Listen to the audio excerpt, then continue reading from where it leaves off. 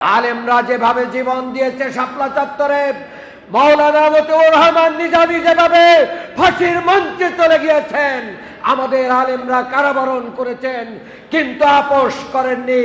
আগামী দিনে আপনারা যদি ঐক্যবদ্ধ জাতি গঠনে এগিয়ে আসেন, বাংলাদেশ জামাত ইসলামী আপনাদেরকে চেয়ার ছেড়ে দেবে, আপনাদেরকে সম্মানের জায়গা দিয়ে দেবে। তারা রাস্তায় আপনাদেরকে নিরাপদ রেখে তাদের বুকের তাজা রক্ত সম্মুখ পানে ঢেলে দিয়ে এদেশে কোরআনের রাজ কায়েমের জন্য কাজ করে যাবে ইনশাআল্লাহ। আলহামদুলিল্লাহ কাফা ওয়া সালামুন আলা ইবাদিহিল্লাযিনা ইসতাফা, আম্মা বাদ। ক্বালা আল্লাহু তাআলা ফি কালামিহিল মাজিদ ওয়াল ফুরকানিল হামিদ, বিসমিল্লাহির রহমানির রহিম, ওয়া'তাসিমু বিহাবলিল্লাহি জামিআন ওয়া লা তাফাররাকু। বাংলাদেশ জামাত ইসলামী ঢাকা মহানগরী দক্ষিণ কর্তৃক আয়োজিত ওলামা ইকরামের সম্মানে আজকের এই ইফতার মাহফিলে আমাদের সম্মানিত মহানগরী আমির জনতা জনাব নুরুল ইসলাম বুলবুল ভাইয়ের পক্ষ থেকে আমি আপনাদেরকে সালাম জানাচ্ছি। ওনার অন্য ব্যস্ততার কারণে উনি আসতে পারেন নাই, আপনাদেরকে সালাম জানিয়েছেন।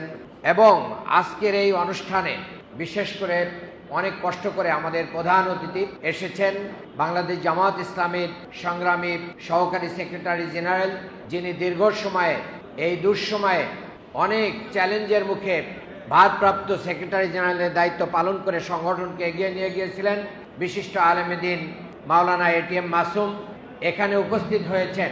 ইসলামী কানুন বাস্তবায়ন কমিটির সম্মানিত সভাপতি, বিশিষ্ট আলেম দ্বীন কওমি অঙ্গনে যিনি ভূমিকা রেখে চলেছেন, বাংলাদেশে দিন কায়েমের আন্দোলনে যিনি ভূমিকা রেখে চলেছেন মাওলানা আবু তাহের জিহাদি, আর একজন আলেম দ্বীন যিনি মুহূর্তের ভিতরে গোটা উম্মাকে উজ্জীবিত করতে পারেন, মুফতি ফখরুল ইসলাম, মহাসচিব খেলাফত আন্দোলন, এবং অন্যান্য ওলামা ইকরাম এখানে উপস্থিত রয়েছেন। বিভিন্ন জায়গা থেকে আপনারা এখানে উপস্থিত হয়েছেন। বাংলাদেশ জামাত ইসলামী ঢাকা মহানগরী দক্ষিণের পক্ষ থেকে আপনাদেরকে আমরা মোবারকবাদ জানাচ্ছি, আপনাদের প্রতি শুকরিয়া আদায় করছি। আমি দু একটি কথা বলতে চাই। যেই পরিবেশ আমাদের 5ই আগস্টের পরে এসেছে, এখন আলেমরা কি দাঁড়িয়ে কথা বলতে পারেন না পারেন না? মসজিদে কোরআন হাদিসের উপরে বক্তব্য দিতে গেলে কি ডাইনে বায়ে তাকানো লাগে? লাগে না। তাহলে আলেমদের জন্য একটা পরিবেশ তৈরি হয়েছে।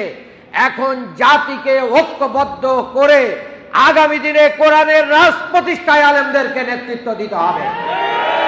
যদি এই সুযোগ আমরা হেলাফেলা করি, তাহলে আবার আলেমদেরকে ফাঁসির মঞ্চে ওরা নিয়ে যাবে। আপনারা দেখেছেন ভারত প্রতিবেশী রাষ্ট্র যেভাবে দেশের উপরে, দেশের মানুষের উপরে, তৌহিদি জনতার উপরে আঘাত এনেছিল, 5ই মে শাপলা চত্বরে আঘাত এনেছিল, তারা কিন্তু তাদের পরিকল্পনা বাস্তবায়ন থেকে দূরে সরে যায় নাই। তারা অনেক বন্ধু সংগঠনকে আহ্বান করছে যে অন্তর্বর্তী সরকার চলে গেলে আমরা তোমাদের সাথে সুসম্পর্ক স্থাপন করব। আমরা সুস্পষ্টভাবে বলতে চাই, বাংলাদেশ আর ভারতের তাবেদারি রাষ্ট্র এবং রাজনীতি চলবে না।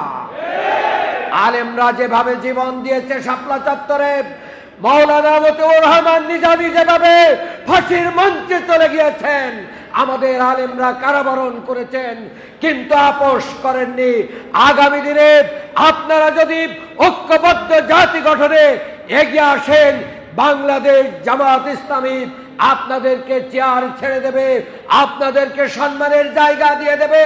তারা রাস্তায় আপনাদেরকে নিরাপদ রেখে তাদের বুকের তাজা রক্ত সম্মুখ পানে ঢেলে দিয়ে এদেশে কোরআনের রাজ কায়েমের জন্য কাজ করে যাবে ইনশাআল্লাহ।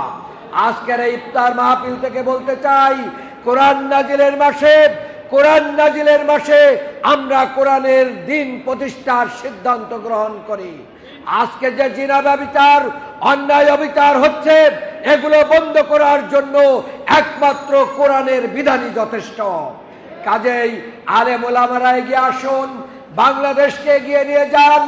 আলেমরা যদি নেতৃত্বে আসে, সেখানে দুর্নীতি থাকবে না, চাঁদাবাজি থাকবে না, জিনা থাকবে না, ব্যভিচার থাকবে না, অন্যায় থাকবে না, আদল এবং ইনসাফে ভরে যাবে। প্রতিটি জুমার মসজিদে যেভাবে বলা হয়, ইন্নাল্লাহা ইয়ামুরু বিল আদলি ওয়াল ইহসান সেই আদল এবং ইহসান কায়েমের জন্য আমরা শপথবদ্ধ হই।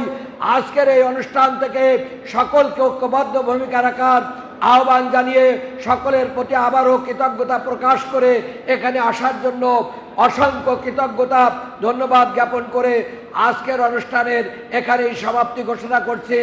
বাংলাদেশ জিন্দাবাদ, বাংলাদেশ জামাত ইসলামী জিন্দাবাদ। সুবহানাকা আল্লাহুম্মা ওয়া বিহামদিকা আশহাদু আল্লা ইলাহা ইল্লা আনতা আস্তাগফিরুকা ওয়া আতুবু ইলাইক।